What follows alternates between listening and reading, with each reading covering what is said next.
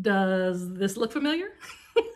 It should. I literally just finished recording the last video, and if you watched one right after the other, this will look very familiar to you. I am back, and I am here to sure. I am here to share, sure, my plant tour. Listen to that rhyme. I am here to share, sure, this plant tour.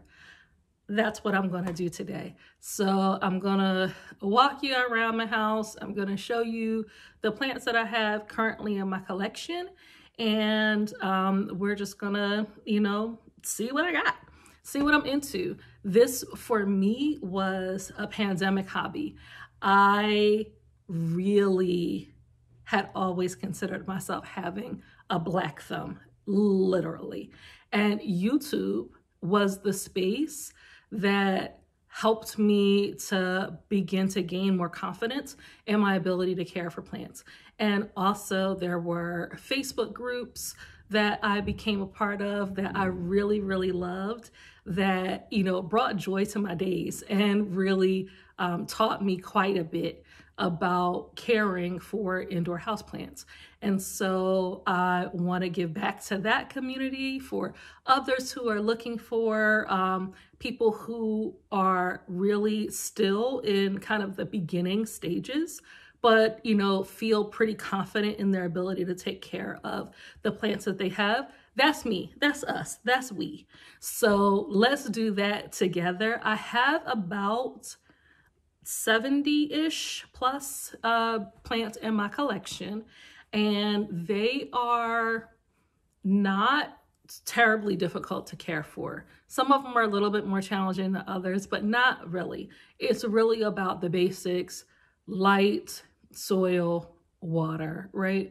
And so in some other videos that you'll see, I will be going into what some of the basics are for each of those types of plants. I also have quite a few shorts that I've been sharing, or that I started sharing today, that you're seeing this video, and will be sharing for the next month or so, with some care tips for all of the plants that you see in this tour. So if you want more details about caring for those plants that you see in this tour, check out my shorts and you'll be able to see some of the quick hits that I have there. I'll also be doing more in-depth videos about plant styling, plant care, all kinds of things like that. And also, how I style my home, what my design aesthetic is, what makes me happy and brings me joy.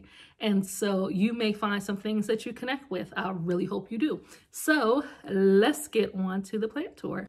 So some of the first plants that we have, and this is actually the first house plant that I added to my collection that really helped me gain confidence in caring for house plants, is this Monstera deliciosa.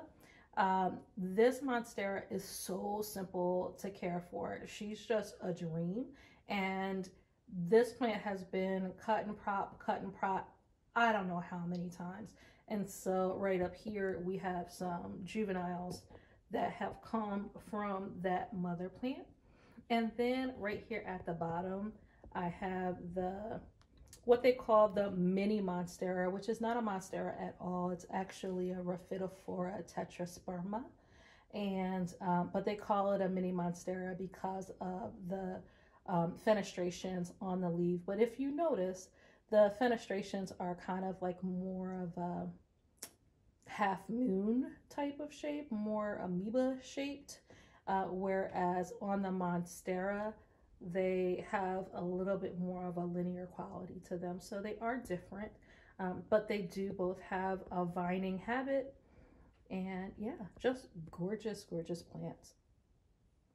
Here we're looking at a Hoya publicalis. This is just such a gorgeous plant, and I've been so excited to have this in my collection.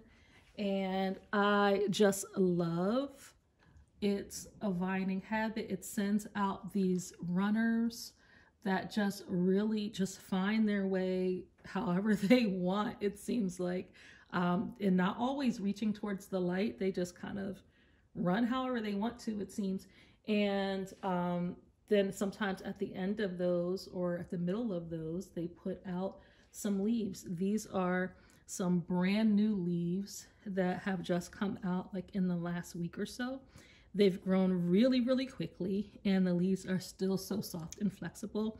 They have like kind of like this succulent feel to the leaf, and it actually doesn't need a whole lot of water because of that. But I'll tell you more about care on this Hoya at a later time.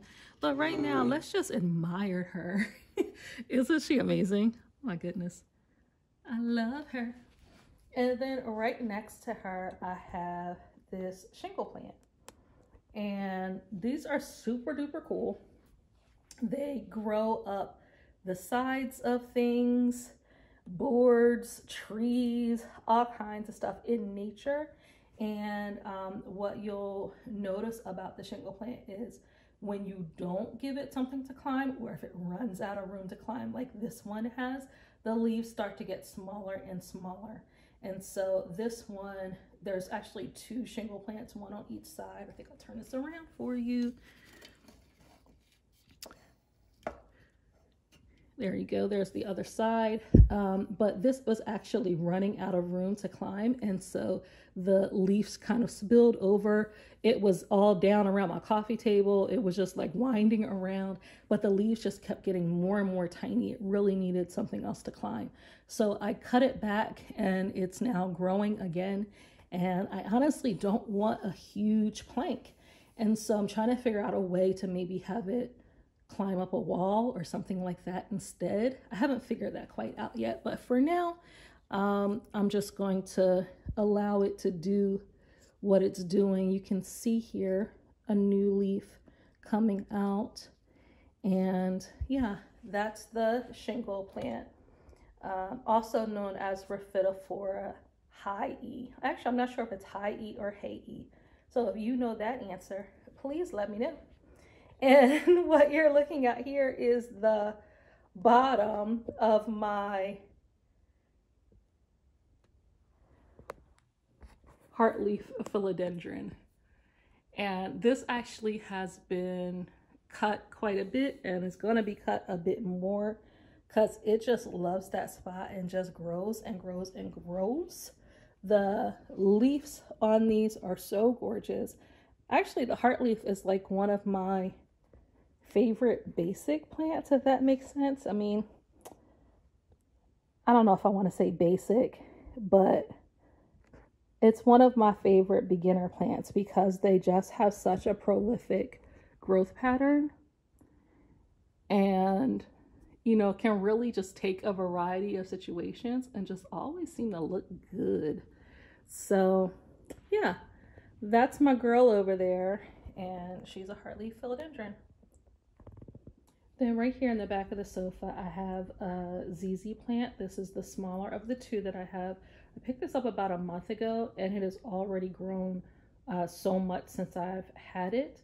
The brighter green leaves that you see have all come in the last month. They like were non-existent. They were under the soil. They weren't like coming up when I purchased them. But I think it just really loves the light here. And I don't want you to be fooled. This is not actually in direct sunlight. Right outside of that window is a covered porch. So it is about 20 feet away from any light source. And it's just doing great in here. And now I'm showing you big brother to this ZZ plant. This corner actually doesn't get a terrible amount of direct sunlight. As you can see, the sun is kind of hitting the leaves on that right hand side, and that's really kind of the extent of the direct sunlight that it gets in that spot throughout the day. To the left there is that covered porch that I was telling you about on the other side of the wall. So that's a pretty shady spot, and these plants can do well in shady areas. This has grown quite a bit for me also. I've had this for about a year, and also this plant has overcome some challenges because ZZ plants really don't like a whole lot of water, and I didn't realize that at the bottom of my pot, that water tray was actually full. I didn't realize that, and so I was like, why are all of my leaves yellowing? And I went to move it one day and realized there's water sitting in there. So, you know, we all make mistakes. Gratefully, this plant was very gracious to me and decided not to die. And so when I removed the water, it really just started bouncing back again. So that's the Big Brother ZZ plant. So right over here, I have my current air plant collection. There's 4 of them here. There's 2 of these guys. I'm actually not sure what type of air plant this is. At one point I thought it was maybe a fuzzy wuzzy, but all of the pictures, and I thought that because of this really velvety fuzzy texture on it, and the shape of the bulb is very similar to fuzzy wuzzy, but all of the pictures that I saw of them had very wavy tendrils at the top, and they went in all different directions. And that's not the case for this one or for the other. I'll pull that out. This one also has kind of this very solidified curve formation. And so I'm not exactly sure what type of air plant this is. So if you know, can you go ahead and drop those in the comments? There's quite a lot to know about caring for air plants. I had different ones previously, and I just did not do right by them. I apologize to their mamas, and they are no longer with us. But now I know what to do, and so I'm really happy with the way they're growing. This one has grown tremendously since I first got it. Like from like right here outward is all new on this plant. And what I love about it is kind of like this cyclone type of formation. I also am not positive what type of air plant this is because I haven't seen the exact type of formation. So if you know, let me know that too. This also had purple flowers that came out of it. And this is the end of those flowers. I pulled out, you know, what had already gone, but these are really in there really good. So I'm just going to leave them alone until it wants to bloom again. It may push them out itself when it's ready to release them. And then this one is called a Xerographica, and I just think it's so cool. Let me back up a little bit so you can see. There we go. I love how wild and free this one is. And as you can see from the brown in the center, I had some challenges when I first got him with correct care, but I've since worked that out, and now you see from the center, brand new leaves coming out, so it likes me again. And I'm glad I learned what I needed to learn to take care of them properly. So can I just have a moment to shout out this monstera leaf, who has just been such a mother. They have extended some love. They have extended of themselves. They have given themselves so that more leaves can just live to the fullest. This monstera, now cutting, was a full plant that unfortunately did not make it when I moved last year.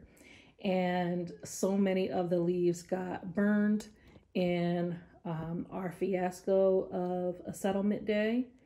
And I had all of my houseplants in my vehicle, and it was August and it was hot, and I had to get to settlement. I had literally just come from getting the last of our things from the old house and get to the settlement office. And when I got back to my car, a good majority of my plants were no longer with us. It smelled like burnt spinach in the car.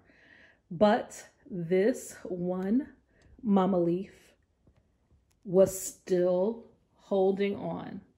And now you start to see her yellowing around the edges there. It's really, she's almost ready to give up the ghost. I'll show you her a little bit closer.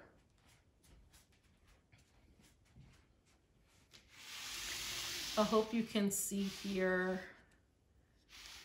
Can you see these yellowing at the base of her stem?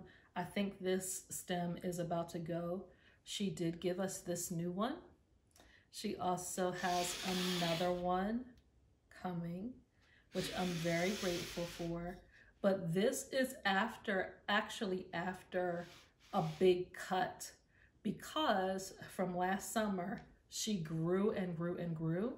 I had all of these leaves. I chopped and propped them, or I'm propping them currently.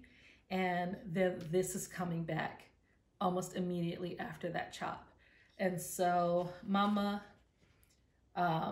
you have done your work. You have done your work, girl. Yeah, that's what's happening with this monstera. And let me just turn you over this way. These were the leaves that I cut from that plant to propagate. And so they're currently in water propagating. There's 5 leaves here, 4 stems. So there's 2 on one stem. Big, beautiful fenestrations, all of that. And this propagation is doing really well. Then, of course, I have a whalefin sansevieria here that has produced a twin for itself. So really proud of how wonderfully well they are doing. Then up here we have a Hoya Crimson Queen. And she is so queenly. Right next to that, I have a Hoya obovata. And this has been throwing all kinds of leaves just like in the last month. Like really, like I brought them in for the summer. They were outside this summer on the patio. And after I brought them in, it was just like, oh, but we want to grow right now. And so I'm actually still fertilizing these guys because they're still growing. Like these leaves are brand new leaves. These leaves are brand new as well, like here. And then these over here are also brand new. So shout out to Hoya obovata.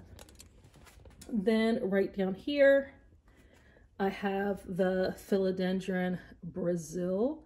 The colors in the Brazil just like knock me out. They are so gorgeous. I'm actually thinking of painting my dining room this dark green in honor of this Brazil.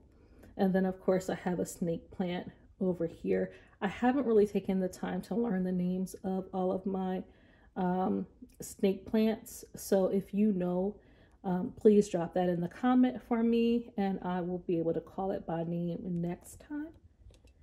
And so that's a snake plant there. And then underneath,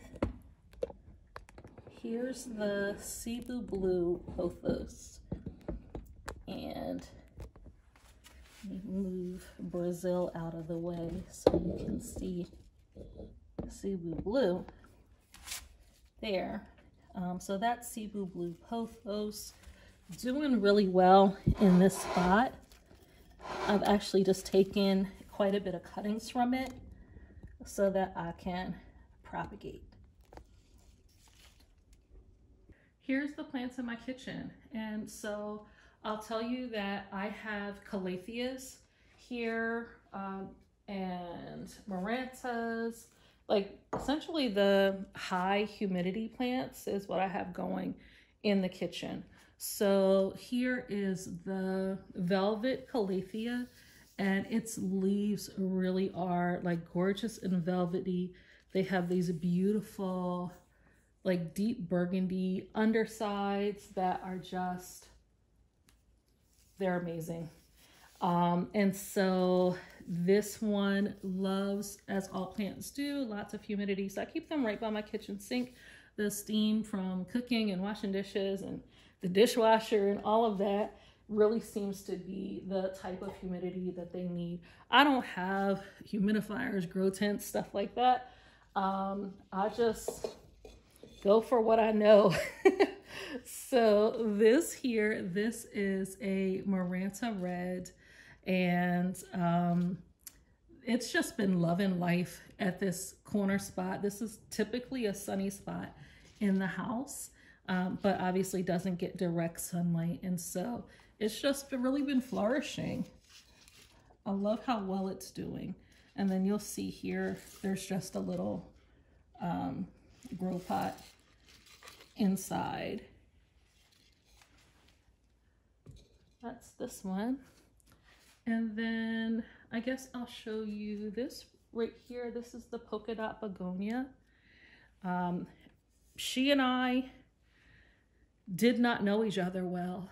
And because I did not know her well, I did not do right by her. And she lost just about every leaf she had. And I took the time and did the work and got to know her a little better. And so now she is regrowing. I'm so happy. And I also recognize that she needs some more humidity. And so I put her out here with my other humidity loving plants. And this is just a vase of cuttings that I have propagating. And then this one, I don't know what's happening here. This is the Calathea, gosh, the name just, Sandriana, I think. I'll put the name in the video if that wasn't right. So I got this Calathea and it lost a lot of leaves, but this is new though. And let me bring it just a little bit closer. This leaf is new and this leaf is new. And these are not as new. And as you can see, a little crusty, like crunchy too. So I don't know. I thought maybe it liked or would like this other spot over here where the Maranta Red is, but it didn't like that at all. Put it back over here. Now it's regrowing. So I don't know, maybe it was a little too close to the sun, even though it's not direct sun at all. Like, I don't know. Or maybe this one just don't like me. Every plant doesn't have to like me. I am trying to let go of being both a people pleaser and a plant pleaser, but I do want to keep them happy and alive. So, you know, I'm working on it. It's a work in progress. I'm not going to beat myself up about not being able to do everything perfectly. Let go of perfection. Let's move on. This is a Brazil philodendron, and like other philodendrons, it has a vining habit, though this one is a little more upright than typical philodendrons are. And but I imagine though, without staking it up, if you just were allowed to continue to grow, that it would maybe like lean and vine that way.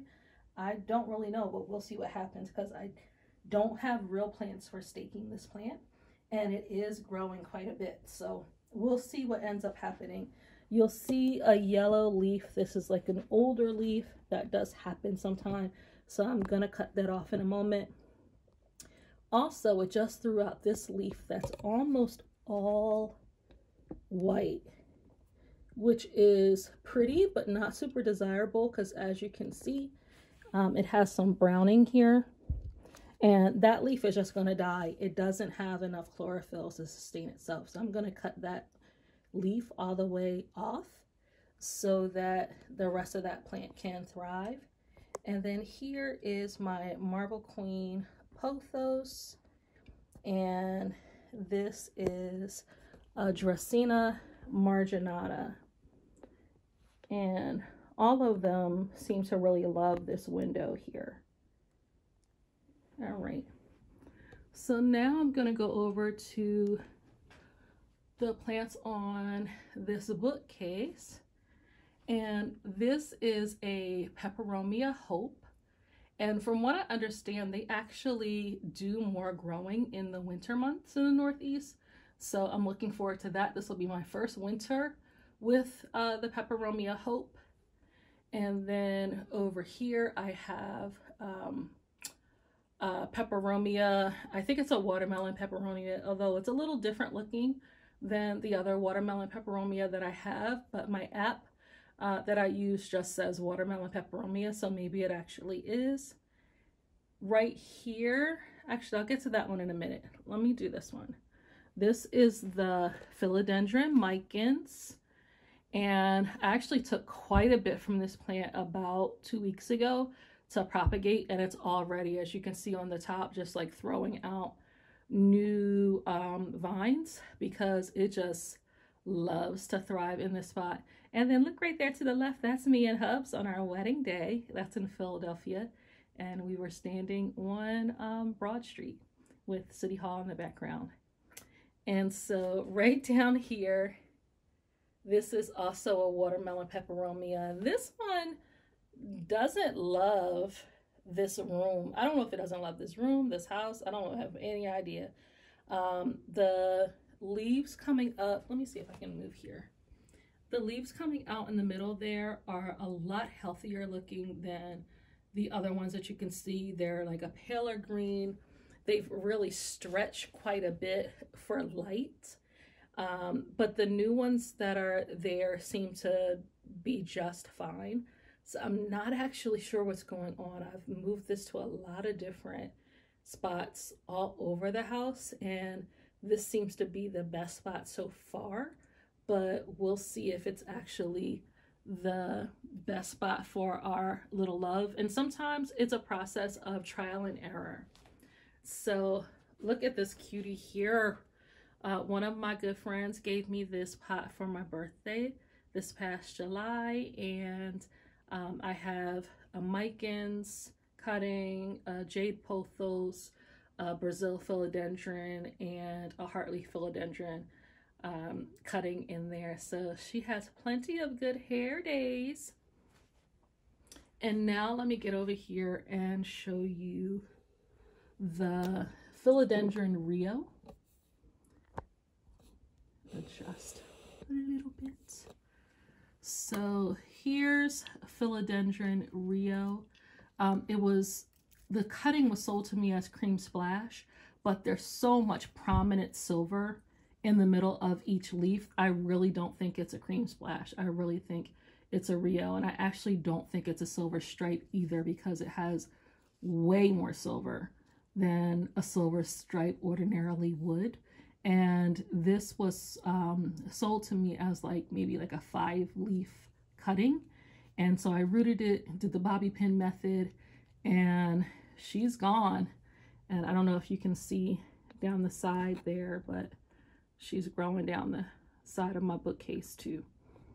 So those are the plants in my office. Oh wait, there's one more. Let me show you that plant. Here's the last one in the office. This is the peperomia ripple, and you can see the ridges on the leaves itself, which are so gorgeous, but depending on your angle, you can see the actual ripple in like the full leaf, and it's just really beautiful and cool. I love this little guy. And since I brought it into this room, it has been doing so much better. And like, so that's the thing with peperomias. Like, I'm still learning my way around them, but my 2 watermelon peperomias don't seem to love this room. This peperomia does seem to love this room, and they've like been in the same places, like in the same bookcases, all of that. And I don't know, but this one does love it. Here are 4 pink princess philodendrons. They're pretty small at this point, but they have been growing quite a bit. I have 2 in each pot. Typically when you're staking up a plant, you would put like the front side facing whatever window you have, whatever your light source is.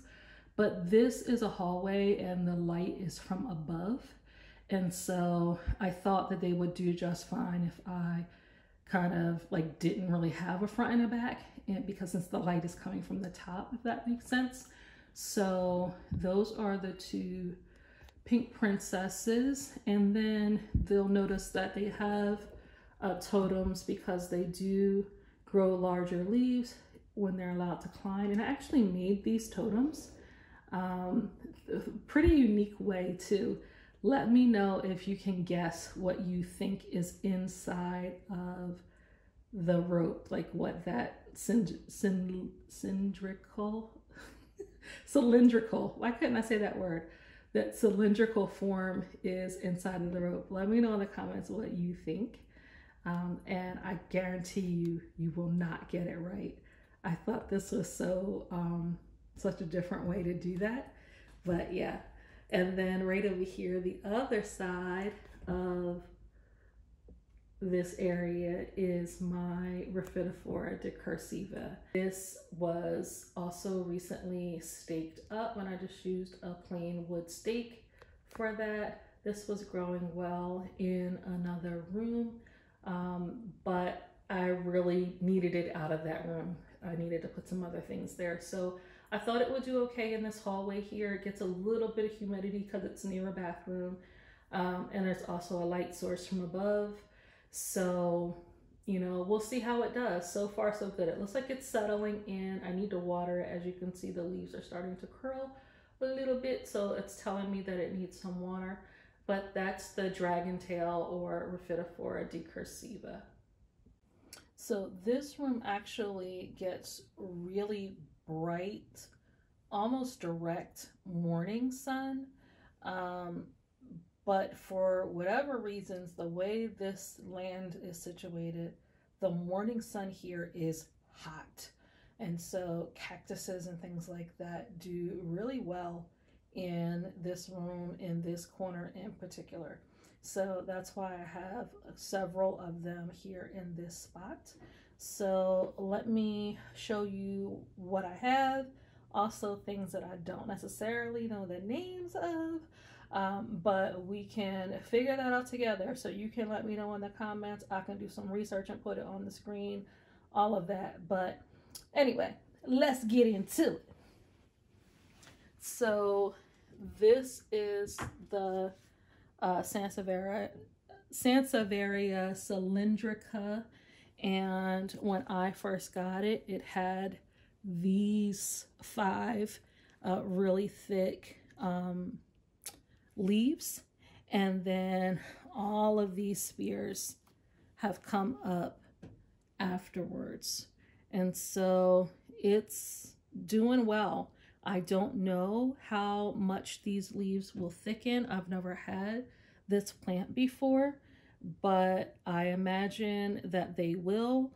And even if they don't, what I have here I feel like is gorgeous, and I'm not really you know, so worried about whether or not they change. I just want to love them as they are. Isn't that a lesson for all of us, right?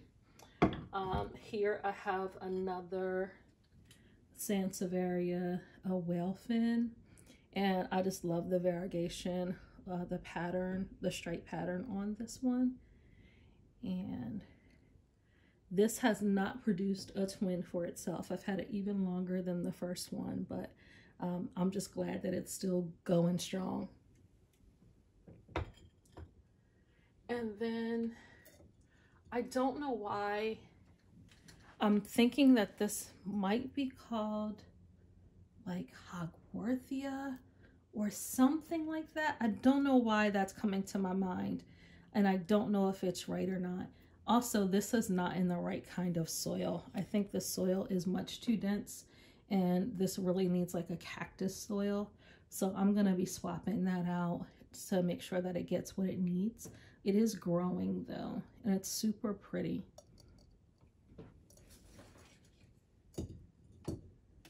And then this plant here, a neighbor gave to me, and she said that it was like called TT or something like that.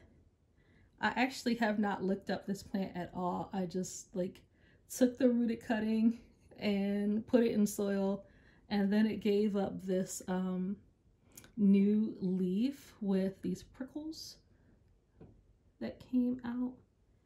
And so I don't know, I don't actually know what this is. From what I understand from my neighbor, that it's supposed to like bloom on top or something.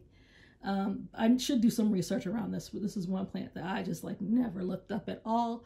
But I'm glad that it's growing. It's doing whatever it's doing, and I'm happy about it. And then here is another Sansevieria. It may be a moonshine. That's what it was labeled as. But something tells me that maybe it's not. So if you know, let me know. Because for whatever reasons, it's really hard to identify some of these plants by the pictures. So now I'm just gonna slide this camera down a little bit. And there we have Monstera addisonii, which it has been really loving this spot. I was concerned at first if it might be too bright for it, but it seems to be doing really well here. I've also taken quite a bit of cuttings from it so I can propagate. And then right next to that is a prop box for the regular Monstera deliciosa. And I had two like chunks from when I propagated that selfless mother plant downstairs. And so I'm trying my hand at like wet stick propagation. We'll see how that goes. I don't have like grow tents and grow lights and all that stuff. So I'm using good old sunlight and water. And then this is my very temperamental croton. As most people will tell you, they have a love-hate relationship with crotons, and I have a love-love relationship with them. I really do love them, but they are very temperamental. So I'll tell you a little bit more about what I learned about caring for crotons, and then maybe next season I'll get some more to, you know, start taking care of it the way that I know that it needs. Before I leave this room, I just want to shout out to Jade Pothos that has mothered many, and she's growing again, so I'll probably be sharing again. And she's not in a high light situation. She's probably about 15 feet from a window and still really growing very well. I'm going to show you the Dieffenbachia that's doing so well in this room. It has a new leaf coming out of each of the 4 stalks here, and it loves the few hours of bright light that this room gets. That's not direct sunlight, but it is very bright light earlier in the day. It's now like mid-afternoon, and so that sun has gone down significantly, plus it's winter time, so we're also losing quite a bit of light because of that too. This is the Sansevieria fernwood mikadu that has also loved having more hours of high light, and this was previously in a very direct light situation, but it doesn't mind this room either. It's grown quite a bit. When I first got it, it was about to here, and it has just really grown now. So it shows you that even plants that can take low light don't necessarily prefer low light. Here's your jade plant. Jade plants are very succulent, and even if they lose leaves, which they are prone to do, they do put out more leaves in the same place, which I think is just the coolest thing. So that's the jade. There's an aloe plant here, and this is the same type of Sansevieria I was telling you about in the other room, the Hogwarthia, maybe. Don't know if that's right, but we will find out together. And then there's 4 pink princess philodendrons in this pot, and they were offshoots from the previous pink princess that I showed you. There were just like little babies shooting up through the soil, so not on the same vine, just like new individual plants. So I took them all out when I staked those up and put those in a grow pot together. And here in this lighting situation, they're able to get a couple hours of really bright light per day. So it is throwing out some nice pink because of it, and hopefully they'll thrive in here. So I'm going to change locations so you can see what's in the rest of this room. So this is a Schefflera, also known as an umbrella plant. And this is another plant that survived that move. As you can see, it has some leaves here that did burn really badly. The ones that were like too burned, I actually did go ahead and cut off. But the ones that still had some green and that were willing to stick with me, I kept so that it had enough to take in some sunlight and use chlorophyll and all that kind of stuff that plants do in order to grow. And so this plant has, it really only had like those couple of leaves. And so it has pushed out quite a few new leaves and starting to get its canopy back. And it's even starting a new canopy down there. And I don't know if you can see, but look at that little guy coming in. Life is beautiful, right? So, and then right over here in this corner is a Christmas cactus that is just starting with some blooms.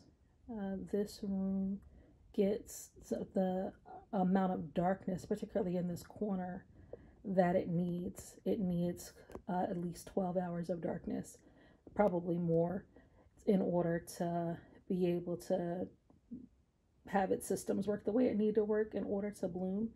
Last year I had it downstairs in like our main living area, and just between being in a sunnier spot during the day and having lights on, you know, in the evening, it just did not bloom at all. It may have put out, I don't think it bloomed at all, really. And so I'm glad to see that in this room, in this spot, it is starting to bloom again. And so I'm looking forward to seeing what else it does this winter season.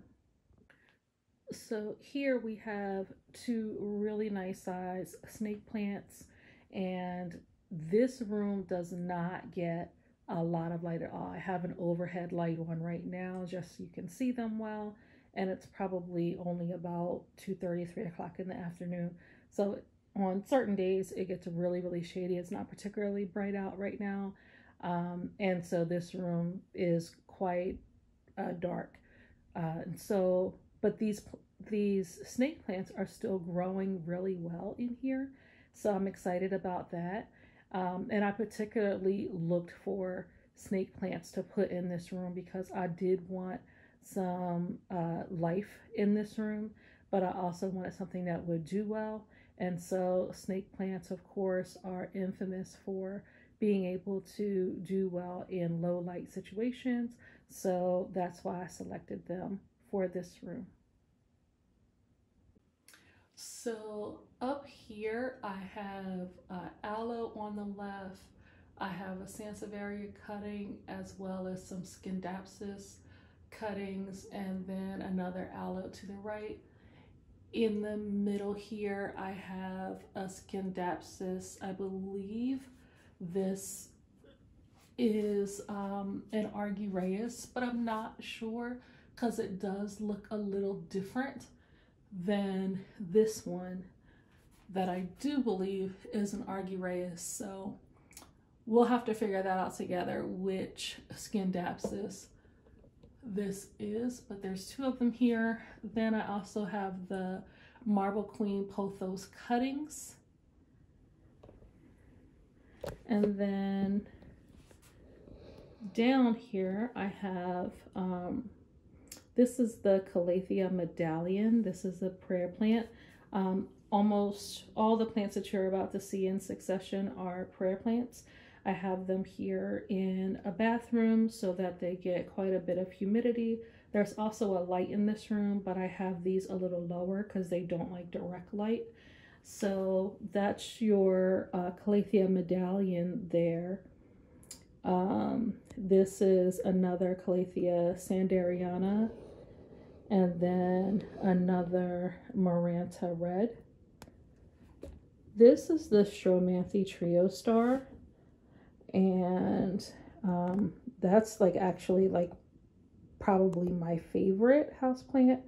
I just love them, and they're one of those plants that no matter how well you take care of them, you will get some brown tips. There will be some imperfections, so don't think that you're doing it wrong if that happens. Now, of course, if your whole leaves are like all your leaves are crunching out, then maybe you should, you know, relook at your care practices. But typically, you will have some crunchiness on the tips and things like that. It's pretty typical. It's like, you know, one of those plants that look great from a distance and still really beautiful up close. And I don't really mind that so much. Everything doesn't have to be perfect, right? Like, that's the beauty of life, that we can see beauty in our imperfections. So here is another Calathea medallion right next to it.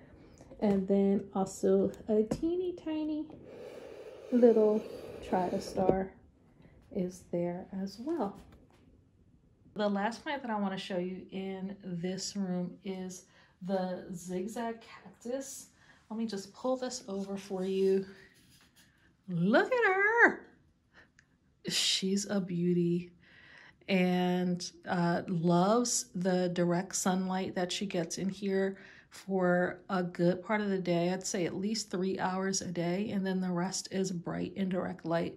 And she's just been going wild. I got this at a Trader Joe's, and it was such a small little thing when I first got her, probably the beginning of spring, middle of spring, but not anymore.